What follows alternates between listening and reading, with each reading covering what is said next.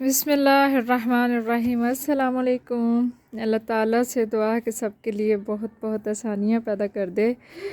तो जी आज है 3 जनवरी 2024 और आज की वीडियो जो है उसमें हम कुछ काम करेंगे पर्पल हार्ट पे कि उसकी विंटर केयर हमने क्या करनी है और नेक्स्ट हम उसको कैसे ग्रो कर सकते हैं।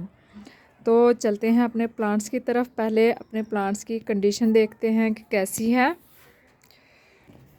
तो जी ये है मेरे पास पर्पल हार्ट्स के प्लांट्स और प्लांटर्स जो कि मैंने एक साल में ये 2 गमले बड़े और थोड़े से बड़े और एक थोड़ा सा छोटा जो है ये मैंने कटिंग लगा के तो बनाए हैं। और एक छोटी सी कटिंग से मैंने एक साल में उसकी एक कटिंग्स कर करके लगा के एक कटिंग चल गई है, उसकी रूट बन गई है, उसके ऊपर से वो मैंने ब्रांच काटी है, उसकी भी कटिंग लगा दी है। फिर दूसरी कटिंग चल गई है, उसकी ब्रांच काटी है, उसकी भी कटिंग लगा दी। कुछ इस तरह से कर करके तो मैंने ये इतना सारा कर लिया है क्योंकि हमारे यहाँ ये नर्सरीज़ में नहीं मिलता है, अभी तक तो नहीं आया। नेक्स्ट आ जाए तो कुछ कह नहीं सकते हैं। तो ये बड़ी मुश्किल से मुझे कहीं से एक इसकी ब्रांच मिली थी तो मैंने उसको लगा के तो ये एक साल और तकरीबन 2 माह आप कह लेंगे इतने टाइम्स में मैं मतलब ये 14 महीनों की मेरी मेहनत है जो ये मेरे प्लांटर्स जो है मेरे पास बन गए हैं कुछ इस तरह से। और सबसे पहले जो है इस पे बात कर लेते हैं कि हमने इसकी विंटर केयर क्या करनी है। तो यहाँ देखें जी, ये चीज़ देखें, सर्दियों में कुछ इसके पत्ते जो है ना सूख जाते हैं और ऐसा हर पौधे के साथ होता है। नेचुरल सी चीज़ है कि एक टाइम आता है कि उसके ऊपर ये वाला टाइम पीरियड जो है वो आना ही होता है कि उसके पुराने लीव्स जो हैं वो ख़राब हो जाते, तो फिर नए पत्ते उसके निकलते हैं, कुछ न्यू छोटी मोटी ब्रांचेस जो हैं आती हैं और उसी से वो पौधा जो है घना होता है, हेल्थी होता है। और इसके ऊपर बहुत ही खूबसूरत पिंक फ्लावर जो हैं वो खिलते हैं। कुछ के ऊपर तो खिल चुके हैं, स्पेंड हो चुके हैं, ये देखें जैसे ये है। और कुछ यहाँ मुझे कहीं कहीं कलियाँ भी नज़र आ रही हैं, अभी ये देखें, ये अभी खिलेंगे। तो इसकी जो विंटर केयर हमने करनी है वो क्या करनी है कि इसके जितने भी ये सूखे सड़े से पत्ते हैं ये सारे हमने हटाने हैं, इसमें से ये रिमूव करने हैं। और दूसरी चीज़ जो हमने करनी है, हमने इसको जो इसके वाटरिंग करनी है ना वो हमने बहुत कम कर देनी है क्योंकि ये ऑलरेडी एक सेकुलेंट प्लांट्स है। इसकी जो ब्रांचेस हैं इसमें वुड नहीं होती है कलांचू की तरह, तो ये जो है इसमें पानी ही होता है। तो अगर हम सर्दियों में भी इसमें गर्मियों की तरह ही पानी जो है वो देते जाएंगे तो फिर ये गल जाएंगी और इसकी ग्रोथ जो है वो बुरी तरह से मुतासर होगी। और पानी का ख्याल रखना है। और दूसरी चीज़, तीसरी चीज़ जो है वो क्या करनी है कि गर्मियों में हमें होता है कि थोड़ा सा हम इसको धूप से थोड़ा सा ना बचा लेंगे, जहाँ बहुत तेज़ धूप नहीं है वहाँ ना इसको रखें, या कम टाइम की धूप, क्योंकि गर्मियों के जो दिन होते हैं वो लंबे भी होते हैं और धूप भी तेज़ होती है, तो ज़्यादा धूप जो है उससे भी पौधों के पत्ते जो हैं वो बर्न होना स्टार्ट हो जाते हैं इस तरह के।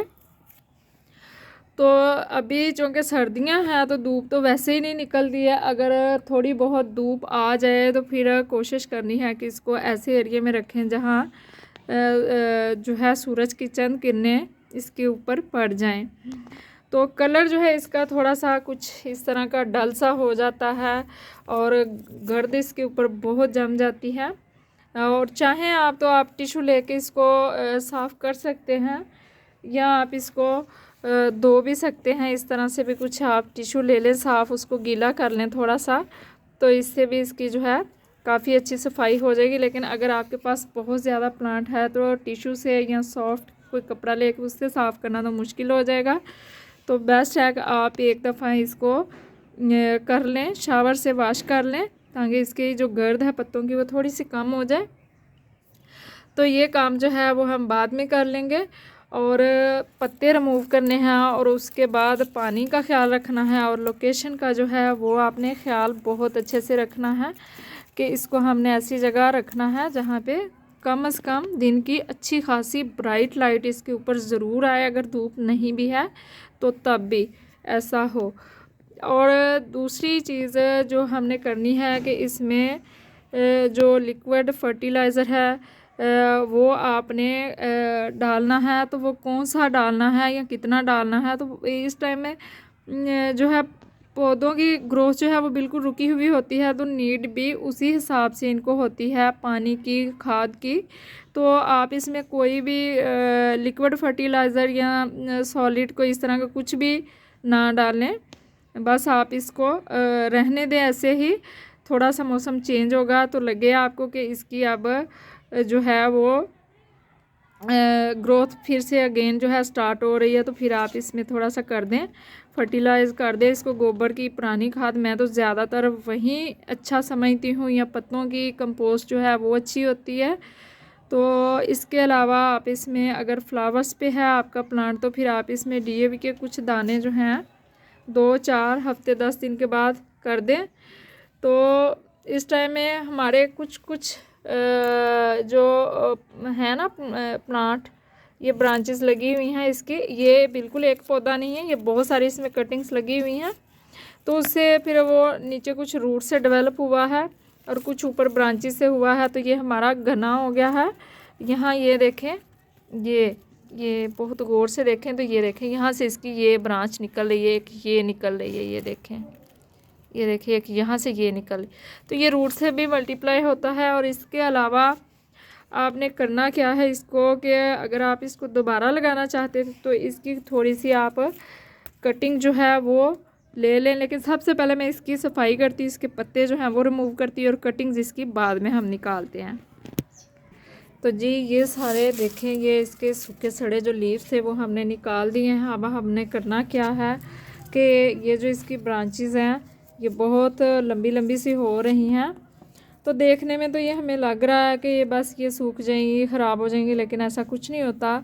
सिवाय इनके यहाँ तक ये हो सकता है हो जाए जिनके ऊपर ये फ्लावर होते हैं, फ्लावर इसके जो बने होते हैं ना, ये देखिए ये स्पेंड हो जाते हैं जो पॉट्स फ्लावर्स के, तो इनका हो सकता है कि ओस पड़ने से ये गलें और थोड़ा सा ये असर लें और थोड़ा थोड़ा ये ब्रांचेस जो हैं वो ख़राब होके गल के तो फिर वो सूख जाएंगी और फिर गिरेंगी। तो इसके लिए हमने क्या करना है कि हम इसको थोड़ी सी शेप भी दे लेंगे और थोड़ी सी इसकी जो है वो हम इसकी ब्रांचेस जो हैं वो काट भी देंगे। आप अपने हिसाब से अपने पौधे को देख लें कि आपको कितना मुनासिब लग रहा है, कितनी हमें ये ब्रांच चीज़ जो है वो काट देनी चाहिए। तो फिर इनको उस तरह से आपने काट लेना है। तो अभी एक हाथ से जो है वो ठीक से काम नहीं होगा, तो मैं ज़रा मोबाइल ऑफ़ करके रख के कैमरा ऑफ़ करके तो फिर जो है वो मैं ये काम करती हूँ और उसके बाद मैं दिखाती हूँ कि कितनी इसकी मैंने जो ब्रांचेस है वो कट कर दी हैं, कितनी इसकी ट्रिमिंग की है।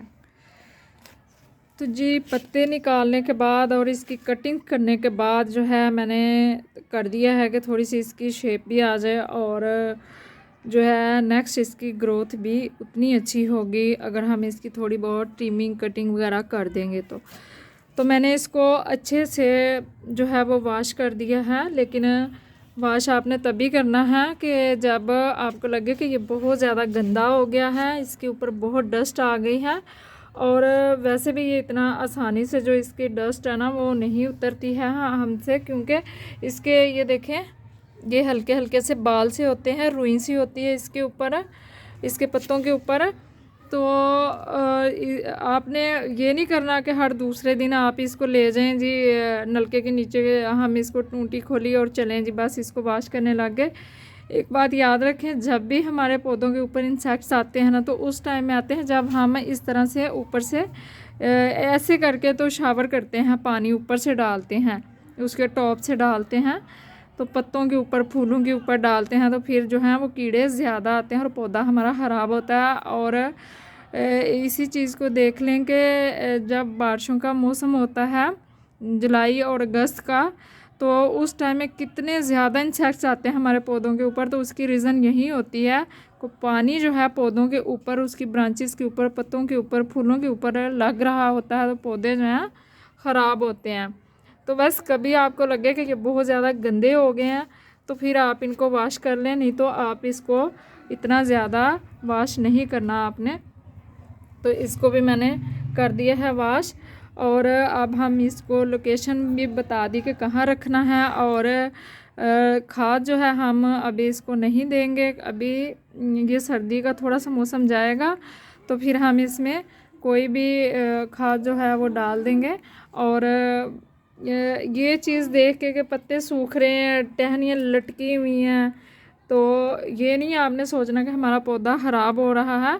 पौधा ख़राब नहीं होगा। जैसे ही मौसम चेंज होगा ये दोबारा से अपनी अच्छी हालत में फिर से आ जाएगा और पुराने पत्ते जो हैं वो गिर जाएंगे, तो ही नए पत्ते जो हैं वो निकलेंगे ना, आएंगे ना। तो अब बात करते हैं जी। अब ये तो हो गया हमारा क्लियर, ये तो हमारी विंटर केयर जो है वो हो गई, हमने कर लिया इसको, ठीक है ना।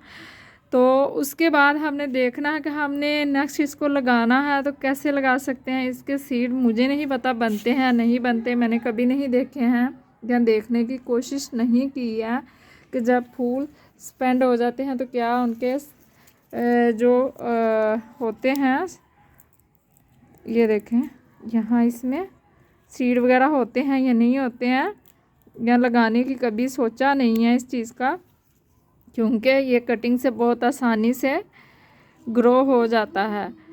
तो पता नहीं ये सीड है या रुई है या क्या है, कुछ है तो इसी तरह का सीड टाइप का ही है, लेकिन ये सीड ख़राब हो चुके हैं। अब ये लगाने वाले तो नहीं होंगे, तो मुझे नहीं पता सीड से लगा सकते हैं इसको, नहीं। मैंने कटिंग से इसको लगाया है। तो कटिंग हमने ये जितनी भी हमने इसकी कटिंग की है ये हम बिल्कुल भी नहीं फेंकेंगे, कि यह हमारा एक बहुत ही खूबसूरत पौधा है। और जो चीज़ मिलती नहीं है ना आसानी से, वो महंगी भी होती है फिर, तो ये महंगा भी है। तो इसकी हम बनाएंगे कुछ कटिंग्स और उसको लगा देंगे हम इस नए वाले गमले में। ये 9 इंच का गमला है, गोबर की खाद हमने इसमें मलाई हुई है और इसको मैंने वाटरिंग कर दी है कि मिट्टी जो है अच्छी से सॉफ्ट हो जाए, हमारी कटिंग जो है वो आसानी से लगे। तो कटिंग लगाने के लिए हमने ये देखिए इस तरह की ब्रांचेस लेनी है, कोई 4-4, 5-5 इंचेस की आप काट लें और उसको जो है वो लगा लें। फिर ये देखें जैसे ये कटिंग है, एक इसका पत्ता यहाँ से ये जो है मैंने रिमूव किया और दूसरा पत्ता जो है हम यहाँ से रिमूव करेंगे और इसकी हम 2 कटिंग्स जो है वो बना लेंगे, यहाँ से कर लेंगे ये चीज़। और अब हमने लगाना कैसे है ये देखें,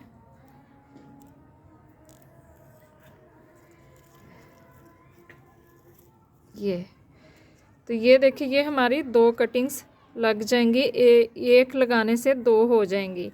तो इस तरह से ये जल्दी से रूट बनाता भी है और इसकी ब्रांचेस जो हैं वो भी जल्दी मल्टीप्लाई होती हैं आगे।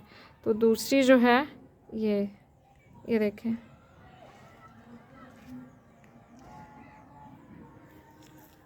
ये चीज़ देखें, यहाँ तक जो इसकी जहाँ से हमने इसका वो लीव उतारा था, पत्ता उतारा था, जो इसका नोड एरिया है वो उसको मिट्टी के अंदर तक आपने करना है। और इसी तरह बाकी की सारी कटिंग भी मैं लगाती हूँ। तो जी ये सारी कटिंग्स मैंने जो हैं वो लगा दी हैं इसी तरह से।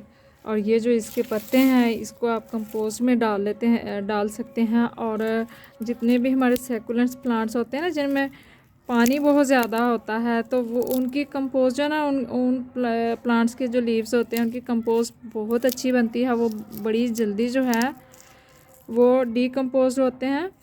तो आप इस तरह से इसको लगाएं और लगाने के बाद आपने इसको रखना ऐसी जगह पे है कि जहाँ पर आपको लगे कि यहाँ थोड़ी सी अगर धूप आती है तो धूप भी आ जाएगी, लेकिन इसके ऊपर डायरेक्ट जो है वो ओस अभी ना पड़े। कोई पॉली हाउस बनाया है फिर तो ठीक है, नहीं तो किसी शेड के नीचे रख दे। क्योंकि पिछली दफ़ा जब मैंने सर्दियों में लगाया था तो सारी सर्दियाँ मेरे पास एक्सपीरियंस भी नहीं था, तो बस ये मैंने सीखा है ख़ुद से ही कर कर के। तो ये शेड के नीचे ही पड़ी रही थी इसकी कटिंग्स, और उसी से अल्हम्दुलिल्लाह ये सारे प्लांट्स देख लें तैयार हो गए हैं बहुत खूबसूरत से।